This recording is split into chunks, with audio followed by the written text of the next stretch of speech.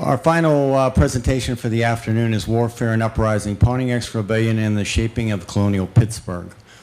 Our speaker today is Michael Burke, who is an exhibit specialist at Fort Pitt Museum.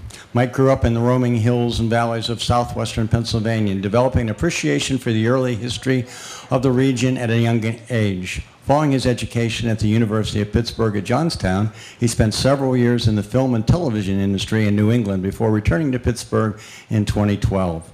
He currently serves as exhibition specialist at Fort Pitt Museum, caring for the museum's permanent exhibits and working with the museum director to develop a string of successful and thought-provoking temporary exhibits. Their latest, From Maps to Mermaids, Carved Powder Horns in Early America, explores the rich tradition of powder horn carving practices by the 18th century soldiers, settlers, and American Indians, and features over 40 original powder horns and flasks. In 2013, the museum tackled the historical events and popular depiction of Pontiac's Uprising and the Siege of Pittsburgh with the exhibit of Unconquered History Meets Hollywood at Fort Pitt. In addition to his role at the museum, Mike is also a frequent contributor to the Heinz History Center's quarterly publication, Western Pennsylvania History. Please welcome Michael Burke. Thank you. Thanks for having me. Hot enough for you? Yeah, I'm the exhibit specialist at the Fort Pitt Museum and have had an interest in this period of history for many, many, many years. Have known some people in this room for almost 30 years doing history of various sorts.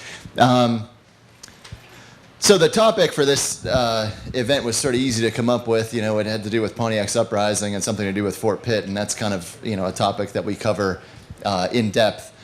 Instead of just kind of walking through the events of the Siege of Pittsburgh of 1763, I thought it would be beneficial to kind of show you guys some of the research that we do about the town of Pittsburgh and to get a better sense of what happened in 1763 and what was lost as a result of the Indian War that broke out at that time. So just to give you an idea of what the place we're talking at here, I think it's a lot of fun to sort of, you know, plot out where everything was at the point in the mid-18th century. There's so much that happens in such a short period of time and so many different people occupying the point that I think it's beneficial to look at, you know, kind of where everything was situated in relation to everything else. So this first map is a copy of Bernard Ratzer's 1761 plan of Fort Pitt. And the large fort in the center there you can see is Fort Pitt, and it's huge. It's about the parade ground on the inside is about 2 acres, just an enormous fortification, the biggest and the most expensive the British had constructed up to that point. Ratzer was kind enough to show, and I don't know how well you guys can see this on these screens, but if you look toward the confluence of the river, you can actually see the outline of what was Fort Duquesne. So this is the fort that was here prior to the British arrival. The first fortification made at the point was in 1754, constructed by a group of Virginians led by William Trent. And this is, you know, really kind of a ramshackle little fortress, basically a storehouse with a palisade fence around it. And they had no sooner hung the gate on this structure than the French arrived down the Allegheny and evicted them and sent them packing. They did try to buy or offer to buy some of the carpenter's tools, but the Virginians declined to sell them. So you can see Fort Duquesne is the fort that was constructed essentially on top of the site of Trent's Fort, or Fort Prince George as it's sometimes called. And that fort was there from 1754 to 1758.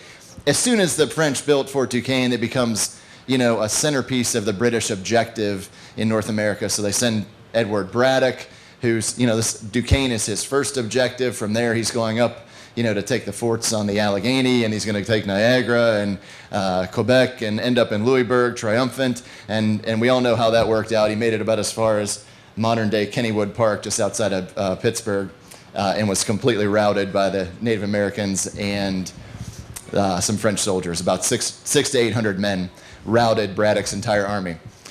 The British arrived back at the point in 1758. There's an expedition that's led by John Forbes. This time they bring 7,000 men to take control of Fort Duquesne. The French, sensing their arrival and knowing that they can't possibly defend Fort Duquesne against this British attack, decide to leave it, and they blow up the powder magazine on their way out the door. So when the British arrive, the point is essentially vacant. So without a shot being fired, almost, the British take control of the point at Pittsburgh. Over that winter of 1758-59, this 7,000-man force is reduced to just a couple hundred provincial soldiers under Hugh Mercer, and they built a little fort which is sort of located in the bottom center of the screen there. It's, if you guys want to see this afterwards, I can kind of point it out to you. It's outlined on Ratzer's map. This is Mercer's fort, or sometimes they call this the first Fort Pitt. And again, very small little fortification. If you're familiar with downtown Pittsburgh, this thing is like the location of that parking lot on Commonwealth Avenue in downtown Pittsburgh. It wasn't until about a year after the British took control of the point that they finalized plans for Fort Pitt and where to build it, because they were, of course, familiar with the fact that Fort Duquesne had severely flooded in 1757. And so there was a lot of opposition to building another big, expensive fort on this site. So some people wanted to build it on Mount Washington, which was known as Coal Hill at that time, the height of ground overlooking the Monongahela River that kind of overlooks the point. Some people wanted to build it further down the river at the site of McKee's Rocks down the Ohio, another high point of ground commanding the river. But George Washington had been through in 1753. He said this is a great place to build a fort, and that camp actually won out. So they decided to build it at the point on this kind of low, undulating plain at the confluence of the rivers. And just geographically, the Monongahela is going to be located on the upper portion of the screen. The Alleghenies in the upper portion of the screen. The Monongahela is flowing kind of to the upper left-hand corner of the screen, and the Ohio, you can't see the confluence, is just kind of off screen there. That's what's so important about this site in the 18th century, why everybody wants to control it. Give you an idea of what is where. Here's another kind of thing that points out the different locations of things. You can see the arrows pointing to Fort Duquesne, Fort Pitt, Mercer's Fort. The little squiggly line coming off of Fort Pitt is the road to Ligonier, so that's the Forbes Road that takes you to Ligonier from Fort Pitt. The kind of grid-like outline on the right-hand side there is the outline of the King's Garden, which is a 10-acre garden that the British laid out by 1761, and they're growing all sorts of crops. They have an orchard there. There's cornfields and grain fields alongside of it. They have pens for livestock. So the British, when they come to Fort Pitt, or when they come to the point, they come to stay. In terms of locating the settlement of Pittsburgh and not just the fort, this is a further out view of the whole point, and you can see Fort Pitt constructed down there at the confluence of the rivers. What happens when the British arrive is that very soon after, all these people who are associated with the army come to stay and live and work at Fort Pitt. It takes an enormous labor force to construct this gigantic fortress. So you have all sorts of artisans, blacksmiths, carpenters, boat builders to go up and down the rivers, livestock, husbandmen and farmers and wagon drivers, and all these people come to Fort Pitt, Indian traders, and they all need a place to stay. So essentially the British claim the entire piece of ground there. They allow people to build houses at different locations, and there's no real layout for these towns. Then there are kind of several iterations of them early on. The kind of near the point there, just above Fort Pitt, on the Allegheny side, you can see a thing that says Lower Town. That's the town that's built kind of right in the shadow of Fort Pitt. There's also further up the Monongahela, no surprise there, called the Upper Town. And that's laid out about 300 yards distant from the fort. You can see the whole King's Garden there, and you can also see Grant's Hill. Grant's Hill was the site of a defeat of a British force in September of 1758 under James Grant, who's a Highland officer, took several regular regiments, the 60th Royal Americans, some of the Highland troops, and some provincial soldiers, and sort of jumped the gun. He convinced Bouquet to try to take Fort Duquesne prematurely, and Grant's force got really heavily routed there, and ever after, that hill in Pittsburgh bore his name. The upper town, there's some evidence that it actually kind of extended up Grant's Hill a certain way. Grant's Hill's not there anymore. At some point, they decided that Pittsburgh was too hilly in the downtown, and so they bulldozed that hill, or really at that time dug it out by hand and kind of moved the dirt elsewhere. So Grant's Hill does not exist. If you're familiar with downtown Pittsburgh, it's kind of in the Steel Plaza area where it would have been. So this is the point, and this is the location of these various towns. If you want a kind of an idea of how this relates to the modern city, here's an overlay of a map from 1958 that shows the outline of Fort Pitt, the outline of Fort Duquesne, which is still kind of outlined in the lawn at the point today. And you can see the King's Garden, and then just kind of above and to the right of the King's Garden would be Grant's Hill. So you get an idea of how much ground that historic complex took up. And here it is projected kind of onto the modern city. The blue dot in the middle is the Fort Pitt Museum, which is the Monongahela bastion of Fort Pitt, so you get an idea of where we're all situated there. As I said, when the British come to stay in 1758, they sort of try to do what a lot of people do when they go elsewhere into unfamiliar places and territories. They try to recreate the world that they know. And so they begin to lay out this very European-style five-bastioned fort. They lay out a town, so they bring in surveyors to kind of lay out all this stuff.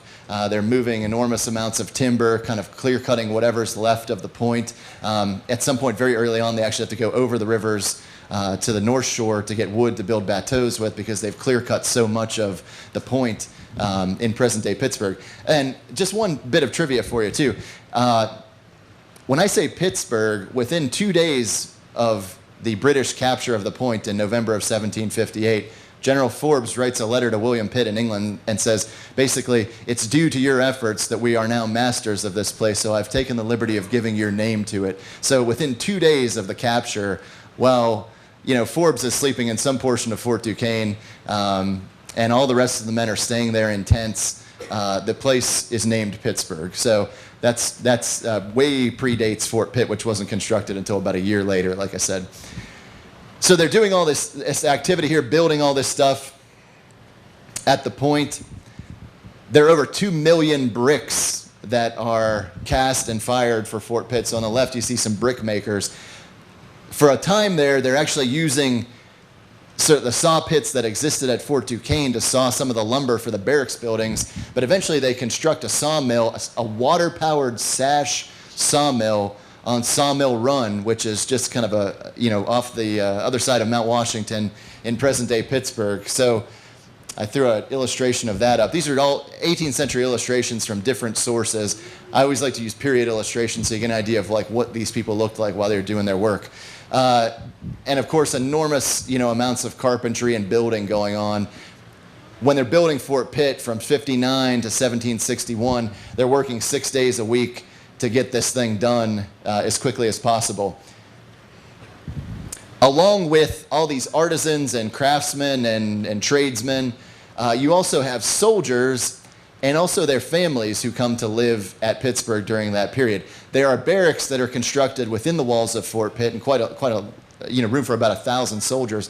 But the Army is somewhat flexible insofar as they allow many of the soldiers to settle outside the walls of the fort. And so there's a census taken in 1761 where there are about 300 people that live outside the walls of Fort Pitt in the lower town and the upper town. And these are soldiers, of course, but they're also their wives and children. There are enough children present at Pittsburgh and at Fort Pitt that in 1761 they decide they must have a school to educate these kids. And so that's something that they do. Women at Fort Pitt are, I would say everybody at Fort Pitt is attached to the Army in some way. So if you're there as the wife of a soldier or something like that, you may be employed as a laundress, or to cook or to do different things. And later on, we see evidence in some of the trade ledgers from Fort Pitt that the women are being employed to sew shirts for the Indian trade. So there's one guy in particular whose wife and all of his daughters are like busy round the clock sewing shirts, ruffled shirts for the Indian trade. So everybody's kind of got a role there, but it's kind of interesting. In a very rigid military situation, this little community develops at Fort Pitt. Also, as soon as the British take over in 1759, the Indians that they had been fighting against, the Delaware and the Seneca and the Shawnee, start to come to Pittsburgh for various purposes, to trade and also to have treaties with the British at Fort Pitt. Trade is a huge component of this, and so on the left you can see this image of a trader trading some cloth to an Indian fellow, and on the right there's an image of an American Indian man and woman. Indians also bring their families to Fort Pitt. It's like, it very quickly becomes the center of the Ohio country world there, and everybody comes to Fort Pitt. That trade and diplomatic aspect is one thing that really keeps stuff going. By this point, Indians had been dependent on the French for, all kinds of goods. They now become dependent on the British for those goods. And it's, by 1760, they've been so used to using European cloth and brass kettles and steel-edged knives and axes, firearms, all these things, that to be without them for very long is a great difficulty. And so they very quickly come to settle and trade at Pittsburgh as well. And they'll set up camps on the opposite shores of the river and come back and forth kind of during the day. Throughout this whole time, this is an image of, it's kind of a little snippet from Penn's treaty with the Indians, which depicts, of course, the late 17th century meeting of William Penn with the Delaware there outside of what's now Philadelphia. But it's painted in 1770, and there's this great image of these traders, and these guys are 1770s traders giving cloth to Indians, and they're painted in the way that Ben West would have seen them in the streets of Philadelphia. So it's a pretty authentic mid-18th century depiction of Indians and merchants. As I said, treaties are a really important thing. Everybody who has a treaty or an arrangement with the Indians learns that they have to do things in the Indian manner, and that means, you trade wampum strings during the course of a treaty. Wampum belts are used to convey messages. It's said that Indian orators can read the beads in a wampum belt like we can read the pages in a book, and so they're sent to kind of deliver these messages. And the British, follow suit. When they speak, they, hand a string of wampum, and they make belts, and the Indians make belts, and so they, kind of adopt each other's modes of communicating. So all this stuff is happening at Fort Pitt. I'll just go back here for 1 second. A great source for this period in this place in history is the journal of a guy named James Kenny, who's a Quaker merchant at Fort Pitt. And Kenny is in an interesting position. He kind of works in the Pennsylvania Province store. He works with Indians and trades with Indians on a daily basis, and so he's always got some interesting conversation that he's had with an Indian. He knows Nemacolin and King Beaver and Shingus and a lot of these very prominent Indian leaders. He talks to them. They hang out in his store. They have conversations about everything under the sun, including religion, which is kind of interesting. Everybody in the 18th century, there's this kind of crisis of faith, and everybody's kind of going through and figuring out what they really believe and what they want to adhere to. And Kenny, of course, is a Quaker, and he talks to Indians about their religion and dreams they've had and dreams he's had. At one point, he gets word that there's a new spiritual leader who's a Delaware Indian called Neolin, who's preaching this kind of nativist message. And the Indians who come to his store tell him all about this guy. Says that basically they have to, the reason they're in the predicament they're in is because they've come to depend too much on European trade goods. And so what they need to do is get rid of their guns and go back to bows and arrows, and get rid of their European clothing and go back to wearing the skins of animals, and break all bonds with the English. And then and only then will they find their kind of pathway to salvation. So Kenny hears of this and thinks this is absurd, and he refers to Nealon repeatedly as the imposter whenever Indians come to talk about him. And we'll talk a little bit more about Nealon in a little bit. So all this stuff is going on at Fort Pitt, and this little community is developing. The war for people in the backcountry of western Pennsylvania and western Virginia is much more cut and dry. If you have settled in the backcountry, chances are you are going to be subjected to Indian raids at some point. So they're going to come and attack your house, burn your house down, kill some members of your family, take some people captive, and take them back to Indian country. If you don't experience this personally, chances are if you live on the frontier, you know somebody who has. Indians, oftentimes their objective is to take prisoners and not to kill large numbers of people, and they will take people who can make the journey back to Indian country. And so you can see, like, very prominently in the foreground, this woman, she's got a little baby on her back and another little toddler, and then there's a man behind them kind of on a prisoner cord. He's being kind of led. Chances are these people are all going to go back to Indian country and be adopted. And the reason Indians would want to adopt people into their culture is because after generations of warfare and European diseases, there's been a lot of death in native communities. When people die, there's a need to replace them and have someone live in their place. It doesn't really matter what color their skin is. This person could be another Indian from a different tribe. They can be African. They can be Irish. Doesn't matter. So when these people show up on the frontier and start settling in droves, they become a very ready source of captives for the Indians. So thousands of people in the 18th century are taken captive and adopted. Once you're adopted into an Indian culture, whether it's the Delaware or Seneca or Shawnee, Wyandotte, what have you, you are considered to be an Indian for life. I mean, regardless of the color of your skin, they look at you as a member of their tribe. You have full, sort of voting rights. They have a right to speak your mind, the right to, go to war with the tribe and do whatever.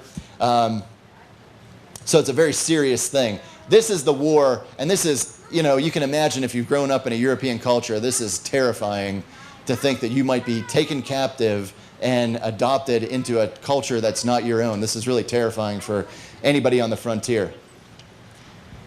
From the east, there's a lot of pressure on the government of Pennsylvania to stand up for people in the backcountry. The problem is that the legislature in Pennsylvania is a Quaker legislature, and they will not expend money for the defense of their frontiers. And so people are being attacked, their farms and settlements are being raided, and they're looking at the folks who are profiting in Pennsylvania at this time, and of course they're Quaker merchants in Philadelphia and Indian traders at Fort Pitt. And people begin to make this association that Indian traders are kind of the enemy. They're colluding with the Indians, they're selling them the very goods that they're going to use to come and kill your family. And so this political pressure mounts to do something about the Indian threat on the frontier. And in the 1760s, people start to think, well, maybe we need to take things into our own hands. And so there are some vigilante groups who spring up on the frontier.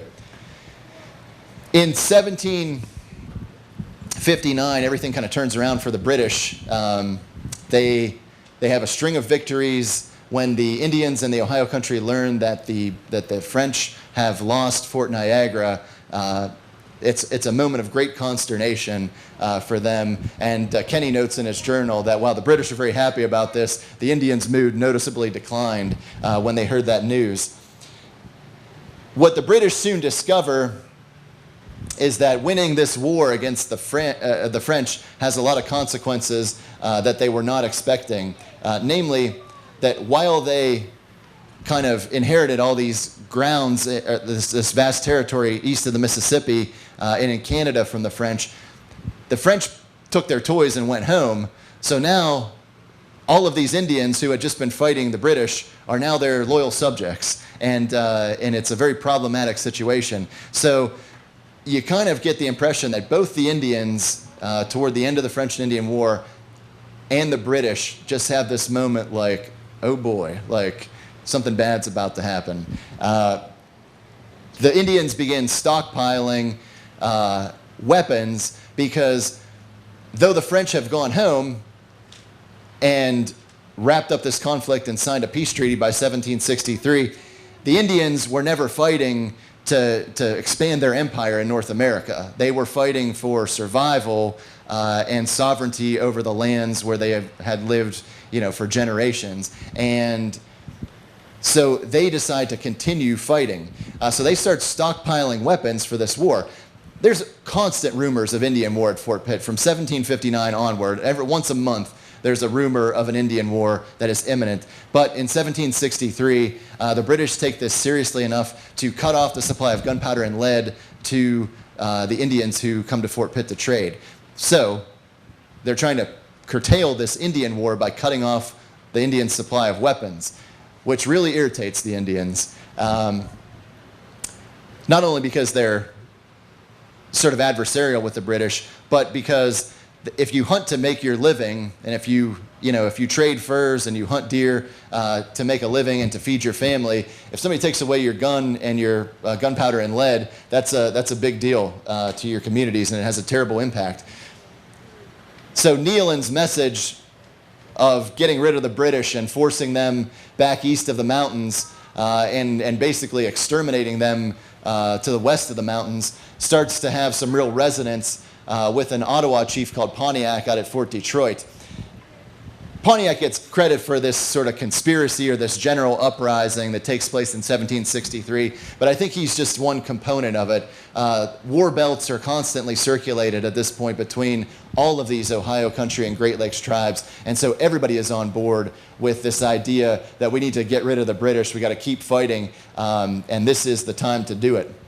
So 1763 is the year. It's the year the treaty is signed, a treaty of peace with France. France goes home. The Indians have this decision to make, and it's going to be a year where they kind of gamble everything that they have left and put it into this massive uprising against the British. And it's also going to be a year of decision for the British themselves. In the spring of 1763, these Indians start to attack various forts throughout the Great Lakes and Ohio country. They attack Fort Detroit. They attack all these small forts in between. The only two forts that never fell to this kind of multi-nation force were Fort Detroit and Fort Pitt. Everything else fell before this Native American army. The image that you see here is it's a modern depiction of the Ohio Bastion at Fort Pitt, which is called the Low Bastion. This is the one that over multiple floods had almost washed away, and so they were forced to kind of picket around the outside of it and scramble to get this place fortified in the spring of 1763. The town in the background along the Allegheny River, is the lower town, and you can see those buildings are kind of smoking. That's not because the Indians, it's because the British commander at Fort Pitt at that point, Simeon Ekier, ordered those buildings to be pulled down and burned so that the Indians wouldn't have a place to hide while they were laying siege to the fort. Everything kind of hits the fan, to pardon the expression.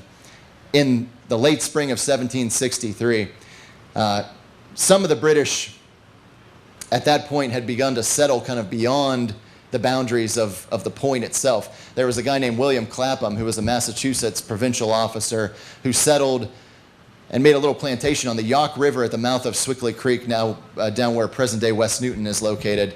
And in the end of May 1763, Clapham's plantation was attacked. He was killed. Several of his people were killed.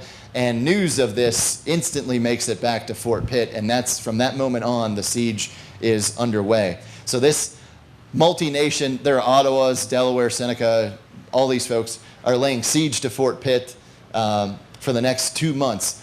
the towns are pulled down and everybody living in them piles into Fort Pitt itself, so the fort gets pretty filled up pretty quickly. Conditions are really cramped. Everyone's living together. Anybody who goes outside the walls of the fort is essentially, taking their life into their own hands. And they have to send guards out to tend to the livestock and bring grain in and stuff like that. And these guys are repeatedly attacked by Indians while they're on those duties. The image here is a drawing.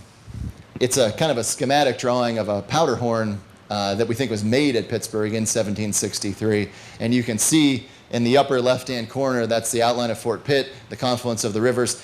And this, besides the name of Fort Pitt and the word Ohio, this thing has no writing on it whatsoever. But all around the fort, you can see multiple Indians with their tomahawks and scalping knives raised, and which makes us think that this is, of course, a depiction of Fort Pitt at that time. It's the only time Fort Pitt was ever attacked, was during 1763 in Pontiac's Uprising. It's kind of impossible to overstate the importance of the man in this painting, Henry Bouquet, to Pittsburgh. Bouquet was Forbes' right-hand man on that campaign. He essentially executed all of Forbes's orders to the letter, was responsible for making sure the string of fortifications was built across Pennsylvania. He was the first kind of commandant of Fort Pitt. He laid down a lot of the rules governing how people would act and behave at Fort Pitt, and also the consequences for them. And his favorites were to have your house pulled down and be banished forever. So that was had a lot of good effect there at Pittsburgh in the early years. He was a tough commander, but there's evidence that he was very fair as well. In 1761, he gave orders that all the able men in town had to join the town militia and turn out for service on a regular basis. So everybody kind of goes along with this except James Kenney, who is a Quaker and is a pacifist and is a non-combatant and can't, break his principles to fight. So Kenney, which you got to give him credit, he sends a letter to Bouquet asking to be exempted from military service, and Bouquet instantly responds back to him, "I didn't mean you. I respect your faith and I respect your convictions, and you are not, to turn out for military service under any circumstances, and don't feel pressured by anybody around here." And so at least, he's a tough guy, but he's fair in that regard of kind of managing things at Fort Pitt.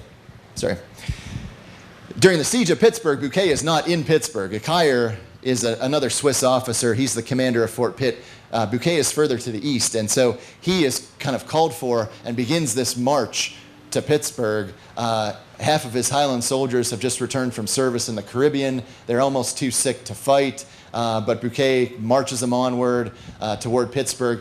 When they get within about 18 miles of Fort Pitt, the people of Pittsburgh can't figure out what's happening because all the Indians just get up and go down the road.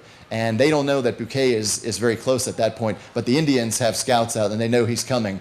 They go to meet him because if the Siege of Pittsburgh and the kind of the American Indian investment of Pittsburgh at that point was their real moment of decision, the Battle of Bushy Run that takes place in August of 1763 is the crescendo. If they can beat Henry Bouquet at the Battle of Bushy Run, Pittsburgh will fall, and they will have been successful in their objective, and they will push the British back to the east of the mountains. This battle goes on for 2 days, and to make a long story short, Bouquet is victorious. Bouquet and his Highlanders and his Royal Americans and his provincial soldiers are victorious over this Indian army. And the consequences of this are going to have huge impact. It lifts the Siege of Pittsburgh, but it has huge impact for the Indians in that part of the country. The king at this point in England is still very interested in keeping Indians and white people apart, and so in October of 1763, he formalizes this proclamation, which basically draws a line down the spine of the Appalachian Mountains and says, okay, all of you colonial settlers stay to the east of the mountains. The lands to the west of the mountains are reserved for Indians. And you can imagine that these guys who had just served in the French and Indian War, participated in this siege, maybe in the Battle of Bushy Run, when you tell them they can't actually come to the west and settle those lands, they take quite a bit of issue with that. The other thing that happens right after the Siege of Pittsburgh is that Bouquet tightens, really ratchets down control of the town. Everybody who is deemed to be not essential is sent back east of the mountains. So all of the women and children who had been living in Pittsburgh are sent back east. All of the traders are sent east. The trade is totally curtailed at that point, and Fort Pitt once again becomes a place where it's just about the military occupation, and they are gearing up for something big in 1764. And that is going to be a year of retribution for the British. Bouquet is tough, and he's fair, and he is not a guy to be trifled with. And I remember when I was a kid, when I was like a teenager, every once in a while I would start feeling tough or whatever, and I would talk back to my dad or whatever, and kind of push him around a little bit. And his favorite response was, "If you hit me, you better hope you kill me, because if you don't, I'm coming after you." And that's what happens with Bouquet. The Indians attempt this strike against Bouquet's force at the Battle of Bushy Run, and they lose big. And though he respects them as fellow combatants, he knows in the following year that he is going for retribution against all of the tribes of the Ohio country. So they muster a force of about 1,500 men at Fort Pitt. A lot of these are provincial soldiers who had served in the French and Indian War. Many of them are the family members of people who have been captured by Indians in the French and Indian War. The goal of this expedition in that year is to go into the heart of the Indian country and take back everybody who has been taken captive. And when Bouquet says everybody, he means every single person who's been taken captive, regardless of how long they've been captive. They could have been captured, in 1755. He wants them back. This event in the fall of 1764, Bouquet marches directly into the heart of the Delaware country and demands to meet with the Delaware, Seneca, and Shawnee immediately. And they come to him and ask, "Okay, what do you want? What are going to be the terms of peace?" And he says basically, when every single captive has been returned, then we'll let you know what the terms are going to be. So the Indians are forced to bring in all of their captives. The problem is that these people are not just captives. They're not just prisoners like Europeans would take prisoners of war. They had been adopted family members, and they regard them as such. And so the event that's depicted here is the return of these captives in November of 1764. And you can see that the Indians, and there are accounts of this, that the Indians are just crying, they say, torrents of tears at having to hand their family members back. The kids, some of the main people who've been captured are little kids. Many of them were captured when they were toddlers, so they couldn't, not only could they not speak English, but they, in many cases, couldn't remember their Christian names or their given names. They only knew their Indian families. And so for them, being repatriated is like being taken prisoner. And it's an event, I don't even think Bouquet could have anticipated the trauma that this caused to Native communities in the Ohio country, and also to these people. So they round up 200 and some people and march them back to Fort Pitt. There are another 100 or so that are delivered by the Shawnee in the spring of 1765. On the way home, they actually have to post a guard to keep people from running back to their Indian families. That's how close their attachment had been. And so this tremendous event with huge consequences in the Ohio country. Following the return of the captives, in 1765, in the spring, they finally decide to reopen the trade because the conflict is over. Everyone has agreed to the terms of surrender. And so they decide to reopen the fur trade at Fort Pitt. And as the town had been destroyed, they decide to lay out a new town of Pittsburgh. And whereas the previous towns had just sort of been kind of haphazardly laid out with houses just going up wherever, this time they laid out actual streets. The town there is on the Monongahela shore, about 300 yards or maybe a quarter mile distant from Fort Pitt. They lay out actual streets, and this becomes the actual nucleus of the village of Pittsburgh, which becomes the city of Pittsburgh. Ever after 1763, there's only ever a couple of buildings constructed in the immediate vicinity of Fort Pitt. That is just kind of for the fort. Eventually, they'll start building boats and things down there, but that ceases to be an area where a lot of people settle. So just as things are kind of going sort of back to normal in Pittsburgh, the people on the frontier who had been just incensed that these wealthy Quaker merchants were selling knives and tomahawks to the Indians in 1763 realized that this trade is about to recommence. And there's a group of them under a guy named James Smith from Cumberland County.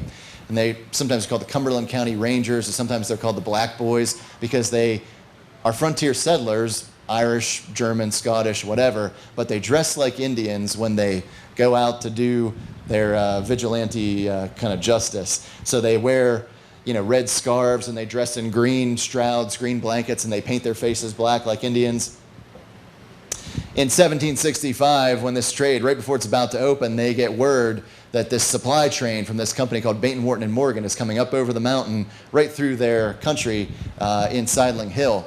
And they attack and burn this supply train of goods. I think they did like 30,000 pounds worth of damage. I mean, these guys really did a number on this trade goods. And so, this throws off the treaty that's about to take place at Fort Pitt. It kind of throws off the trade. And the British get another dose of this fact that things are not going to go back to normal anytime soon, because now they have not the Indians to worry about, but they have their own people to worry about.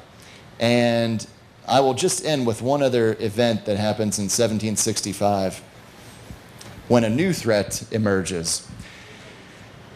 So this is a kind of a caricature of one of the stamps that was to be put on all kinds of paper goods.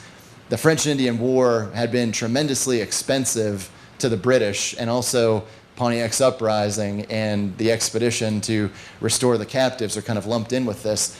The cost of this, the British think, well, listen, this was all to benefit the Americans, and they've kind of, the colonial folks in North America have benefited the most from this, so they ought to pay for it, or they ought to at least take a hand in paying for it. And this leads to this discussion of whether you're going to be taxed without representation in Parliament. And so right as all of this French and Indian War and the Indian Wars are kind of seem to be wrapping up, and things seem to be kind of going back to normal in Pittsburgh and throughout British North America, this new threat emerges, and it actually comes from within. And this is going to be the threat that defines the next decade of life in British North America.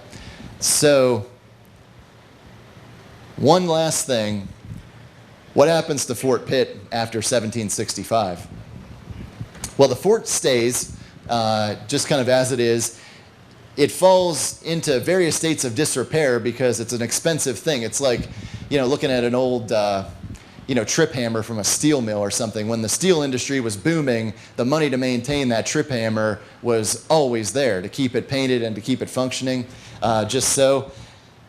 After the French and Indian War, it becomes harder to justify the expense of maintaining all these frontier forts. And so places like Fort Pitt, which were just enormous fortifications, begin to fall into disrepair. The roofs of the buildings are not maintained as well. The walls of the fort, it's an earthen fort.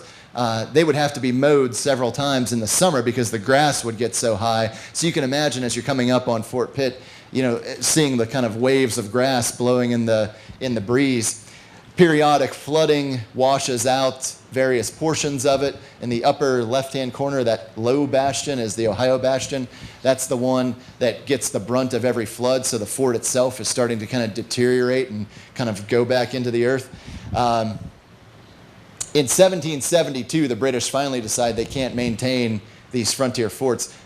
The revolution that is kind of starting to erupt on the East Coast is drawing all their attention, so they pull all of their troops out of Fort Pitt and send them directly to Boston. The 18th Royal Irish Regiment was the regiment there at the time. They decommissioned the fort and they sold it for 50 pounds New York currency to a couple of guys in Pittsburgh for basically the salvage rights. And they give orders that the fort is to be razed because they don't want anybody else coming and taking control of Fort Pitt. Needless to say, the citizens of Pittsburgh protest this action, and Fort Pitt kind of lives on in some manner. In 1774, the British took over it and renamed it the Virginians took over it and renamed it Fort Dunmore for a short period of time. And in the American Revolution, it is actually an American fortification, the Virginians and the Pennsylvanians jointly occupying it. So as Fort Pitt becomes less and less significant after the Revolution, the modern town of Pittsburgh grows up around it. And as Fort Pitt kind of melts down into the earth, you see this little kind of nucleus of the modern city grow up around it. So just to give you an idea of what happens after Fort Pitt.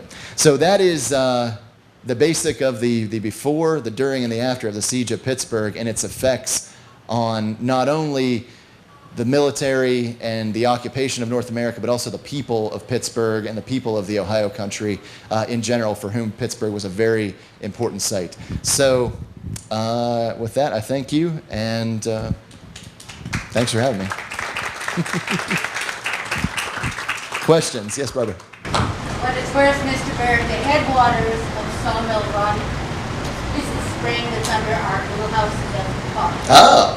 Come on over, I'll give you my pocket. Oliver Miller. No, mine. Oh, your actual house. My actual house in Devon Park. Excellent. We are sitting on the spring of the headwaters. On a serious matter, we know the French just did the Hall. Who was in charge and ordered the burning of the fort? Was it Richard Hunter or Richard Law? I actually don't know who gave the order to blow up the powder magazine. If that could be found, that he will. Sure, yeah. Now we know that two parties leave Fort Duquesne. Yep. And these people go up and end up at Niagara and they're wiped out at the Battle of the Meadville. And we know this party goes eventually down to Ohio. They're going up to the sort of pass out of these one of the French settlements there. And the 7 civilians that had been in Duquesne went to death. And the next question is somebody, who was in charge of that part? Gosh, I can't find it in English, but I can't read enough French. I admit that when the French depart the point at Pittsburgh, I kind of lose interest in them. So I actually don't know who is in charge of that group. Because I'm pestering Dr. Preston because Yeah. but he didn't know either. Yeah. If this could be found, That makes me feel not so bad for not knowing, if Dave didn't know. if this could be found, Yeah. contact me. Okay, yeah, if we ever come across it, I will certainly let you know.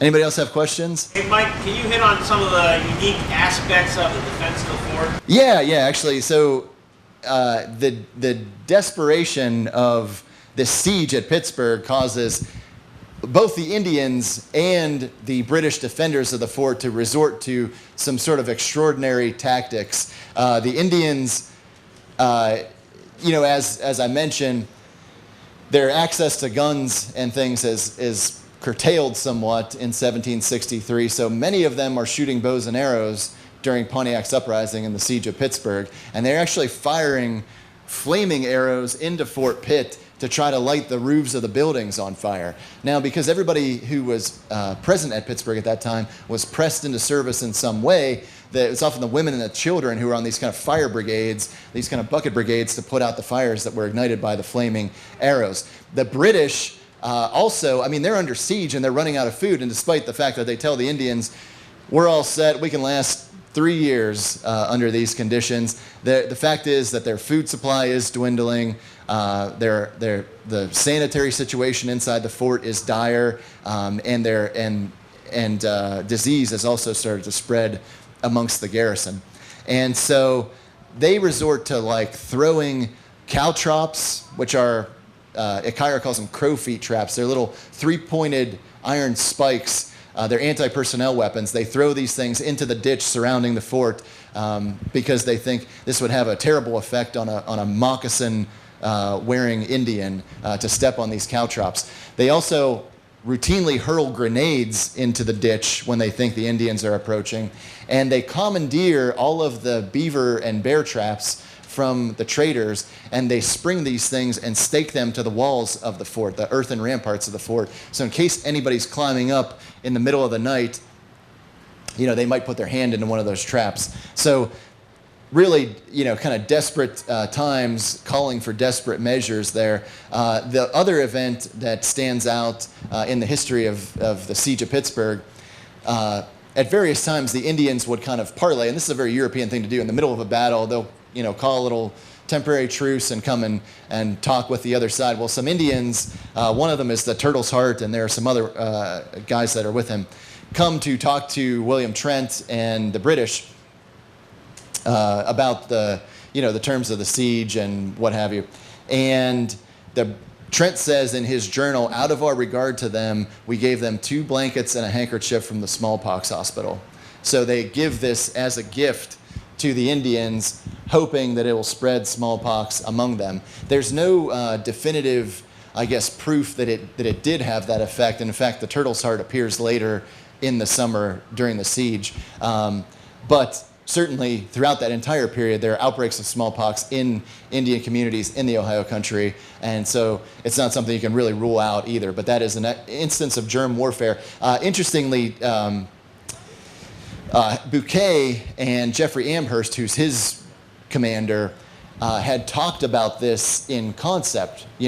Could we possibly try to spread smallpox among the Indians? Before they ever had a chance to issue the order, Achier and Trent had already done it by giving those blankets and the handkerchief, or had attempted it.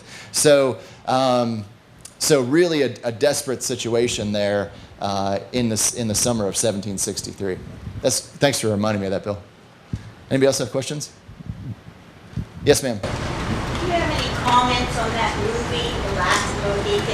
Is there any truth in that movie? Well, it's based on a fictional novel, but there's a lot of elements of things that did happen in North America at that time. And I always like that the story at the center of it is the story of captivity, and in the movie at least they kind of play it up like Magwa's family had been killed, by the English, and he's taking these young women to replace his family members, and that is something that woodland Indians absolutely did in the 18th century. So other than that, it's, as a historian or a reenactor, you can kind of pick it apart, but I always thought it made for good drama. And I will say this, I think movies like that will often provide the spark of interest to make you buy a book or to learn a little bit more about history. So even though they have their own inaccuracies and inconsistencies, I think very often they can, provide that little bit of inspiration that you might need to pursue a topic further. So, yes, sir. I was wondering about water supply in these forts. Did they have hand-dug wells? Did they have a stream running through? Or Yeah. At Fort Pitt, they did have 2 hand-dug wells within the parade ground of the fort itself. So they did have access to fresh water. But again, the sanitation becomes an issue when you have, 700 people piled into this fort who can't leave. But they did have access at least to fresh water. And there were, to my knowledge, there's no stream that ran through it, but every time it flooded, the casemates and all the buildings in Fort Pitt were flooded as well. So you have, because of the proximity to the rivers and the low ground. But yeah, they had 2 wells inside the fort. So at least had a fresh water supply. Sanitation was more of an issue than just getting the water, right? Yes, yeah, absolutely. Yeah, when you have that many people, kind of eating and living and going to the bathroom in one small enclosed area and none of them can leave, it becomes an issue, and they do start to see smallpox break out amongst the garrison in 1763 too. There's actually a smallpox hospital that is it's outside the walls of the fort, in the protected area by the one ravelin that comes off on what's now the city side. They had a smallpox hospital out there, and that's where the blankets came from. Yep. Yep. Yes, sir. Grinchley Feet. Yep. Grinchley Feet and Bushy Run. Which ones did Gaiasuta participate in, and what was the role? Well, Gaiasuta is one of those people. He's, if you, depending on the perspective you take, you can look at him as like, well, sometimes he's a friend and sometimes he's a foe, but I think he is a person who is always fighting with the best interest of his people in mind. I don't know if he was present at Grant's defeat. I think he might have been. I think he might have mentioned it later on that he was present there, but he certainly was present at Bushy Run. You know, as a war captain, basically. I don't know when he was born, but he's an older guy at that point, but is still, you know, very active as a war captain. You know, and throughout the Revolution, I mean, he's present at the siege of, at the burning of Hannistown in 1782. Again, you know, at the head of this Seneca and British force. And so even though he's kind of, you know, if you're looking at it from the American perspective, he's one of the bad guys at that point. He, I think, is always fighting with the best interest of his own people at heart. And so he is present at almost every major battle in that entire period. So, yep.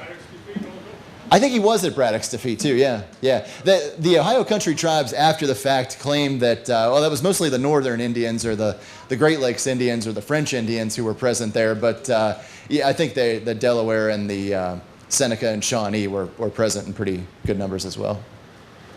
Yes, sir? How effective were dogs in preventing ambushes from the Indians? Yeah, it's one of those things that, yeah, Bouquet talks about using using dogs to kind of hunt Indians if you could, you know, kind of chase them through the woods in that way. And I don't know what success they ever had or how greatly they pursued that, but they did have a lot of dogs at Fort Pitt that would sound the alarm if anybody was approaching. So they talk about like the number of dogs being so great. Bouquet at one point issues an order that like any dog that is present within Fort Pitt or on the walls after a certain date is to be shot. You know, because in some cases the dogs are making so much noise that they can't hear what's going on outside. So yeah, dogs are kind of a thing at Fort Pitt.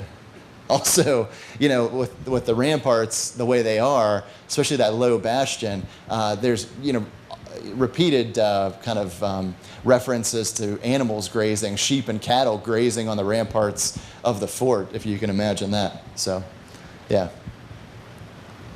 Anybody else have questions? All right, thank you.